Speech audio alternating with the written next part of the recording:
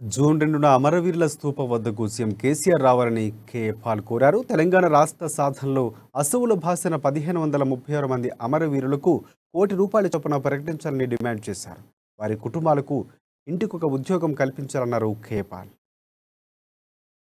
ఉదయం 11 గంటలకు అమరవీరుల స్తూపానికి ముఖ్యమంత్రి గారు కూడా రావాలని కోరుతున్నాను. 1536 అమరవీరులకు ₹1 కోటి ప్రకటించాలి. అమరవీరులారా, ఇంటికొక ఉద్యోగం ఇవ్వాలి. ఆంధ్రప్రదేశ్ తెలంగాణలో 1 కోటి ఉద్యోగాలు ఇస్తాం. ప్రతి నిరుద్యోగికి ఉద్యోగం 5 సంవత్సరాలు ఇచ్చి చూపిస్తాను. ప్రతి ఒక్క కుటుంబానికి విద్య, వైద్యం, రైతుల కన్నీరు తుడిచి పెన్షన్లు 2000, 3000 ఇస్తున్నారు. నిరుద్యోగులకు 5000 ఇస్తాం. పెన్షన్లు డబల్ చేస్తాం.